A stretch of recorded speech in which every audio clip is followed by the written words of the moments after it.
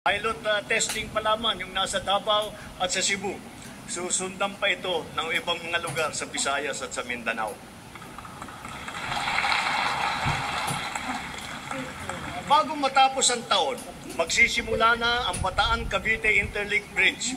Ang tulay na ito ay 32 kilometro ang haba na tumatawid na ang Manila Bay. Kung ang biyahe ngayon mula Mariveles hanggang Naik ay umaabot ng 5 oras, parang araw ito ay magiging 45 minuto na lamang.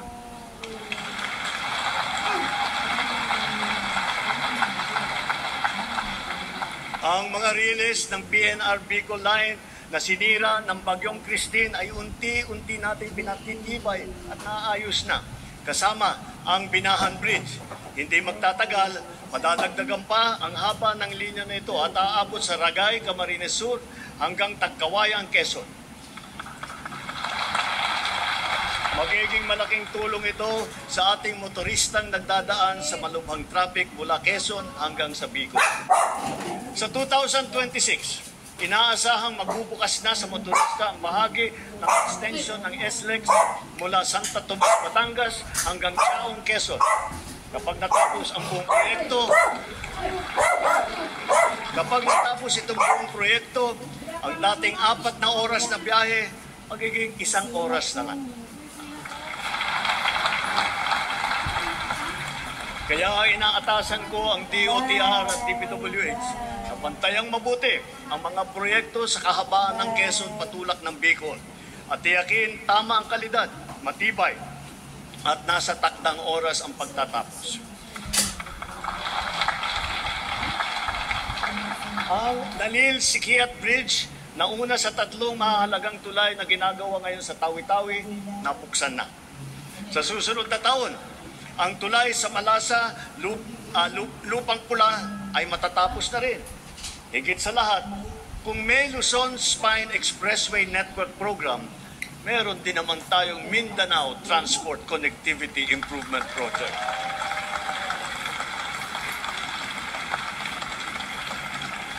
Sa proyektong ito, aayusin natin ang mga pangunahing daan na nag-uugnay sa Cagayan de Oro, sa Davao, General Santos na may haba na 428 kilometro.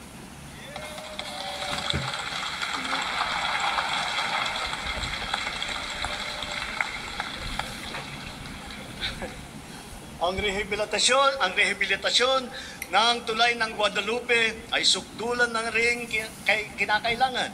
Nasa Senado pa ako. Pinag-uusapan na ito. Hindi ko papayagan tumuwid pa ito sa susunod na administrasyon. Kaligtasan na ng publiko ang nakataya.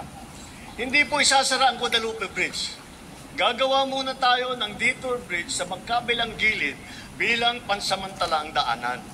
Kapag nagawa na at nabuksan na ang detour bridge na ito, doon pa lamang sisimulan ang trabaho sa main bridge.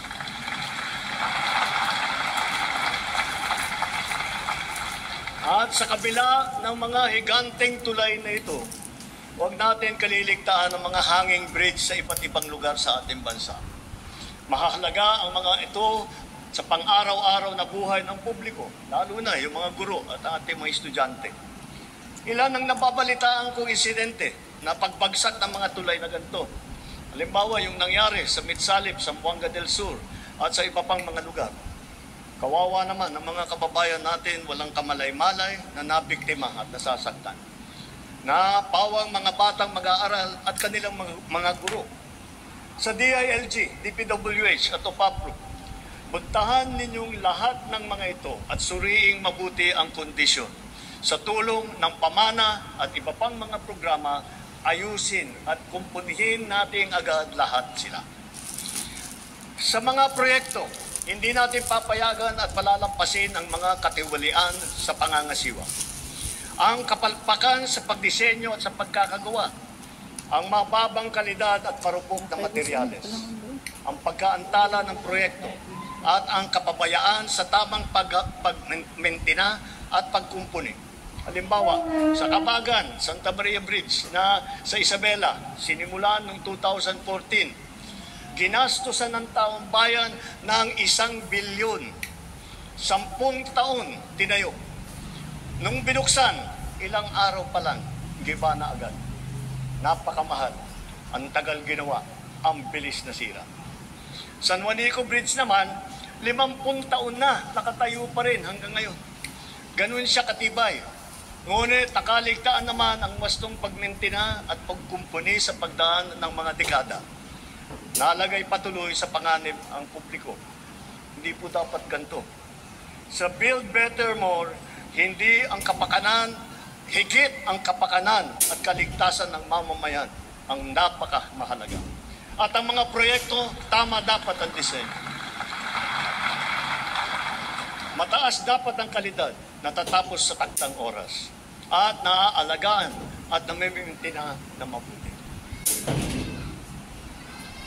Napakahalaga ng internet sa ating pagtahak patungo sa bagong Pilipinas. Kaya nitong padaliin at baguhin ang pamumuhay ng ating mga mamamayan. Hindi lang ito para sa may kaya o para lamang sa mga bata. Ito ay kailangan na lahat. Natapos na ang Phase 1, 2 at saka 3 ng ating National Fiber Backbone Project na magpapalakas at magpapabilis sa ating internet. Kasabay nito, patuloy pa natin pinalalawig ang libreng Wi-Fi sa buong bansa. Noong Hunyo ng 2022, mga 4,000 free Wi-Fi sites lang ang meron tayo. Ngayon, halos 19,000 ang free Wi-Fi sites sa buong bansa.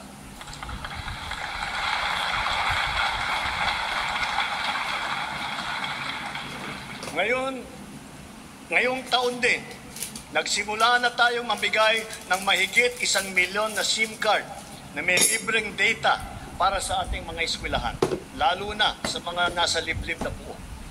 At dahil pag pinaganda at pinabilis natin, dadami pa ang mga bagong tore at cell site sa mga gida. Ngunit, kulang pa rin ang mga ito. Halos 12,000 pampublikong paralan pa ang walang internet.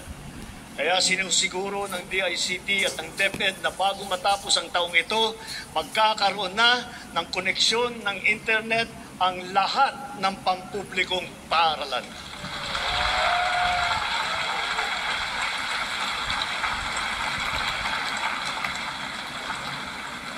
Mula nang inilunsad ito noong 2023, ang eGov app ay nagana, nagagamit at napapakinabangan ng ating taong bayan. Patuloy pang dumarami ang serbisyo tiyak na praktikal sa bawat Pilipino. Ngayon, mahigit 40 serbisyo ng pamahalaan kasama ng mga LGU ang nasa eGov app. Gamit ng app, maaari nang gawin at ayusin ang sari-saring mga serbisyo at proseso ng pamahalaan na dati ay pinipilahan pa natin ng ura-urada. Ang renewal ng driver's license para sa PhilHealth, para sa Pag-ibig, para sa GSIS, yung mga dokumento na kailangan ng ating mga OFW sa immigration at customs, sa declaration sa airport, kahit ang paggawa ng biodata hanggang paghahanap ng trabaho. Mga government ID natin, kasama ng national ID at marami pang iba. Hindi magtatagal, magkakaroon na rin para sa NBI clearance, PIP card para sa MRT at saka LRT, at e-tin na galing naman sa BIR. Kaya, i-download nyo na po ang eGov app. Sa pinagsama-samang serbisyo sa isang mobile app, ang pamahalaan ay talagang mas malapit na at nasa ilo ng mga kamay.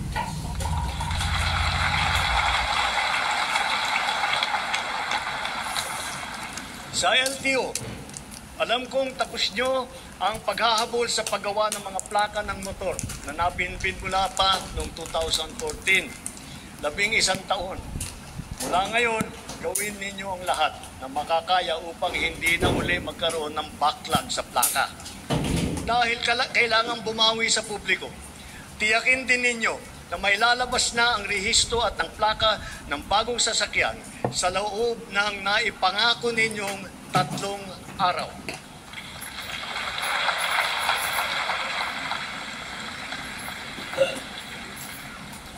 Ang kapayapaan ay mahalagang pundasyon ng bagong Pilipinas. Kaya pinapatatag natin ito kasabay ng ating pag-unlad. Patuloy tayo sa pagpapalagay